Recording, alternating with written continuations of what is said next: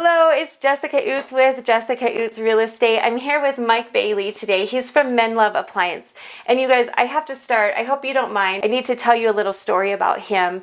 And that is that at the beginning of December, my washing machine started going out. Terrible noise. I knew something was going to go wrong. And I was like, I'll just go buy a washing machine.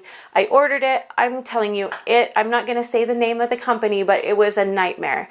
So finally, I gave up. And I was like, I should have just done this to begin with. I'm calling Mike. The next morning, he was here. And the next day, he had a part and my machine was fixed. And it cost me so much less than buying a new machine.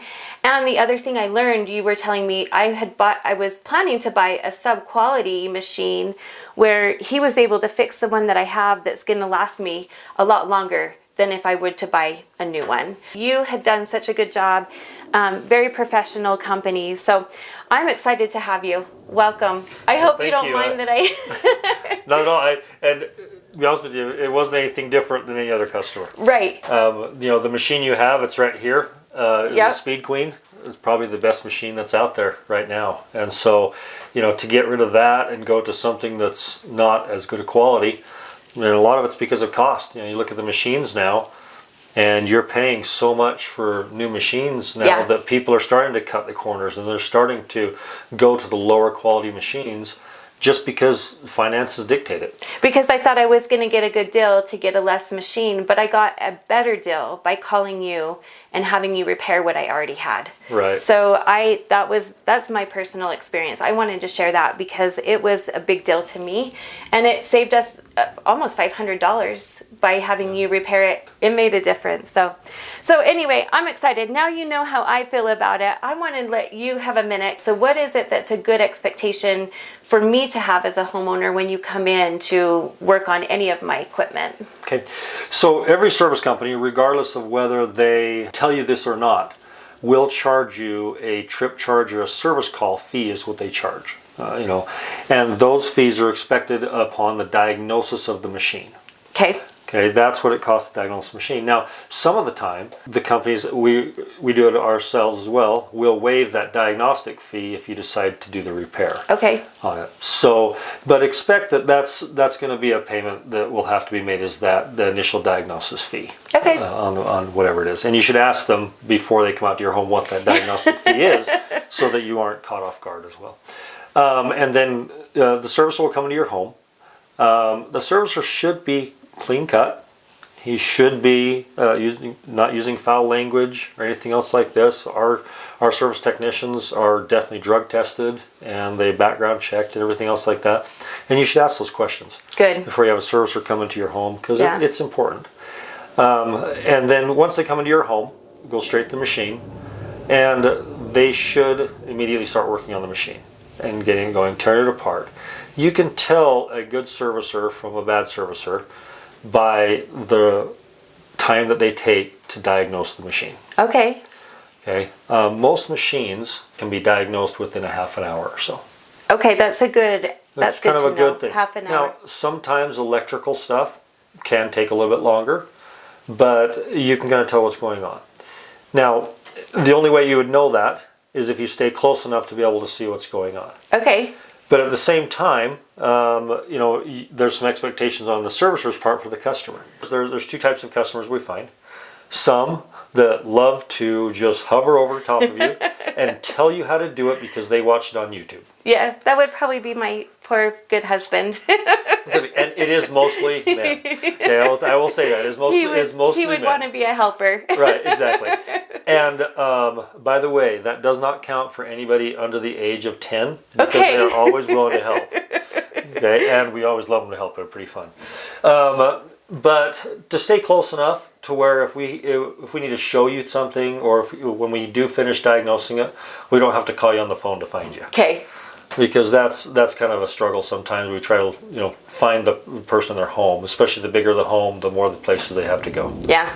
Now we understand that some people are working and they're off doing things. We can make special arrangements for those. But if you can, stay close enough to where you can see what's going on and you can see what they're working on, and also that you're there so you can answer any questions, especially once we get the diagnosis done, so we can explain what parts need to be taken care of. Of course, okay. And then also we can show you and then agree on the price of the repair. Awesome.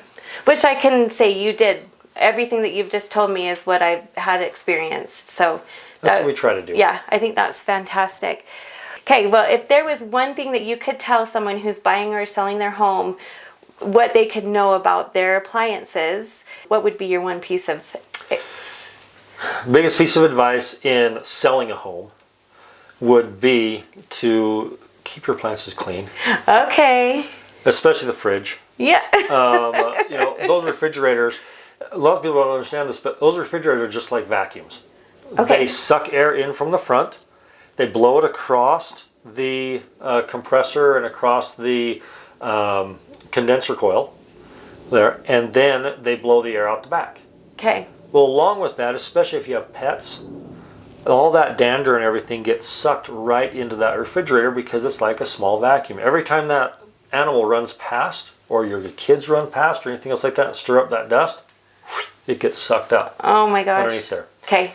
So every 6 months, pull your fridge out and just vacuum everything off. Now, don't get too crazy with it. This is something that I've seen a lot of people do. They'll get in there and they'll start stabbing at it with their vacuum and actually break things that are very difficult to fix. Okay. So just take the dust off of the inside of it. It doesn't have to be perfect. Okay. But at least to just kind of freshen it up and make sure that it can breathe. Right. Okay. Another big one that a lot of people don't think about is the over-the-range microwaves. Okay. They have filters that are on the bottom of them, and they're metal. You can pull them out and put them in your dishwasher. They're stainless steel. Oh. They catch all the grease, but that's where all the air comes to cool the microwave down and make it last longer. Okay. So those are kind of important. They just pop right out, and you can go ahead and put them in your dishwasher with some just regular dishwashing soap, and it'll clean it right out. Okay. And you put it back. It takes just a few minutes. I think that I've seen that before. My daughter just did it the other day. I came in the kitchen and said, "What are you doing?" She said, "I'm cleaning this filter out of the microwave." Mm-hmm. Okay. Yeah, people don't even know they're there. I wouldn't have even known. Yeah, they don't even really know they're there. So on the microwave, we were talking about those screens on the bottom of the microwave. They're right here. They have a little tab. You just pull them and pull them out. Okay, this is so you don't even need I thought maybe a screwdriver or something. Nothing. Okay. Nothing. They have these little tabs that you just pull down, and then you push them forward and then drop them out.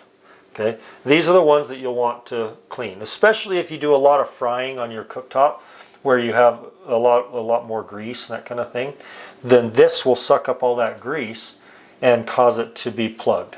These are in pretty good shape here. You can see some of it inside of it, but it's in pretty good shape, so it gets good air, because all the fan does is it sucks air through here and goes here and then blows it out the top over here. Okay, that's when the fan is turned on. That's when you're using the microwave too. Oh, and the microwave. Okay. Whenever the microwave's on, it's pulling air through to cool down the electronics and the magnetron tube as well. Okay. So that's a really good tip to do, is just to pull these out, put them in the dishwasher, let them run through a regular cycle with the hot water, put them right back in. Yeah. And the biggest thing on a dishwasher is the filter that's in the bottom of the dishwasher. Most new dishwashers now have a filter that screws in. It's a quarter turn. It's round in the bottom. It's about this big. Okay. And it actually just a quarter turn, and you pull it out. Once you pull it out, just take that over the sink and just scrub it off with a little brush and put it back in. Very cool. Up to, I'd say 50% of the problem with the dishwashers that we run into are because that filter got so dirty and the motor is working so hard that it burns itself up. Okay, and that makes sense. We're actually seeing a theme of that. We've had similar when we did the air conditioner. It was just rinse it down to keep it clean so that the air can ventilate. Right. And I know with computers, they need room to breathe so that they can ventilate. So this is a Whirlpool dishwasher here. And all of these have these filters. This is what I was talking about previously, is this filter here. And you just turn it quarter and pull it out. Okay. Now, you'll notice on this filter, see all of that's on it? I do, I see. It's kind of like a fur, it looks furry maybe. Right. Once we clean it, you start seeing the light coming through the other side of it, just by rubbing it like that. A lot of what gets on this is lint. off of when you just put plates in there. It's actually lint and that kind of thing that gets on here. You wouldn't think that there'd be lint inside of a dishwasher, but that's a lot of it what gets onto there. Well, it gets into everything. I can tell that you pre-rinse your dishes. We do. Because there's not a lot of food product on here. Now this is one other thing to know about a dishwasher. Let me quickly clean a little bit of this so I can show.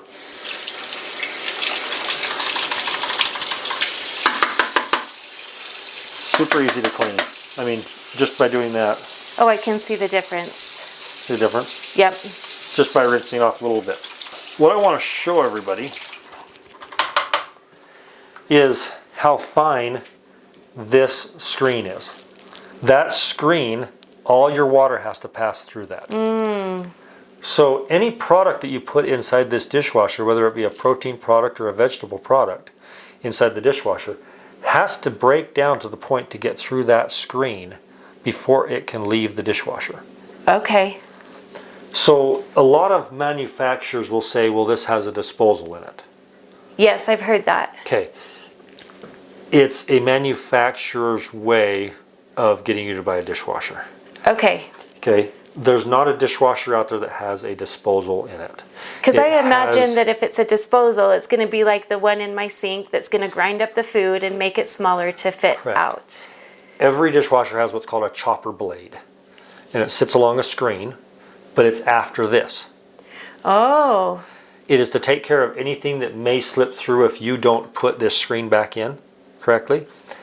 And it sucks it into the impeller and then it chops up that. But it still has to go through this. Okay. So pre-rinsing dishes before you put them in the dishwasher is really a good thing. Now anything that can dissolve with hot water, your ketchup, your sauces, anything else like that, put that in the dishwasher. That's actually good. It activates the soap. Okay. Okay. But anything that is a vegetable or meat product, or even pasta, something that will not break down with hot water, is really hard on your dishwasher. Okay. And can cause these screens to really get plugged up fast. Well, and that was a very simple fix too. I guess I didn't realize how easy it would be to pull that out, rinse it out, again with that 6-month maintenance plan, rinse it out and it's done. It's done. I don't have to think about it. Yep, and the same thing going back in. It just has a lock and unlock. It's just a quarter turn Okay. to go right back in. Good. Also, ovens. Ovens. A lot of people, right before they want to sell their home, will want to clean their ovens. Yes. Okay. If you have a double oven, don't self-clean it for 3 hours. Okay. Okay. That is a sure way to get me to come visit you. Okay. Because what will happen is it has thermostats in the back of it. Yes. And there's nowhere for that air to go. And so you have a lot of buildup of heat that'll happen. It'll pop those thermostats. In order to change those thermostats, we have to pull the oven out of the cabinet. The whole thing, okay. The whole thing has to come out. So it requires 2 guys to come out with a lift and pull the oven out, replace the thermostats, and put it back in. So it becomes kind of an expensive repair. Just stop it at 2 hours. Okay.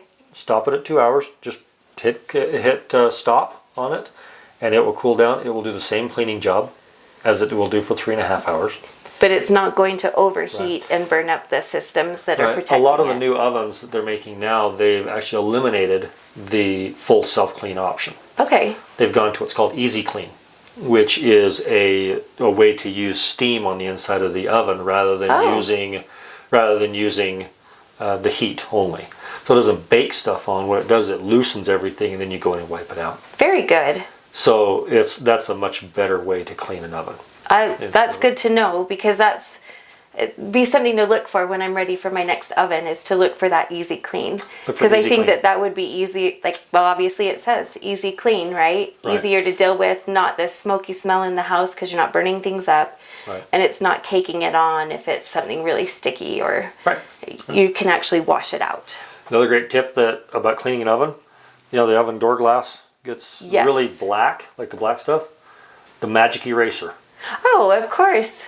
It takes that off like butter. And I didn't believe it. I went to a woman's house actually up in Evanston, Wyoming, and she was there cleaning her oven door, and I watched her with this thing, and I was like, holy smokes, I've been using a razor knife and Windex and everything for hours spending on it. And she's just over there just wiping it off. Yeah, it was crazy. That's interesting. So if you're trying to Okay. sell your house and you want to clean up that oven, that's the best way to do it. A Magic eraser. Very good. Absolutely. Thank you for coming. I appreciate your time. We're going to do a part 2, so make sure you watch out. But check in the description below and make sure that you look for Mike, and you'll know his contact information will be down there. So it was good to see you. I can't wait till the next time we get back together. Well, it'll be fun. Okay. Thank you very much. Appreciate having me.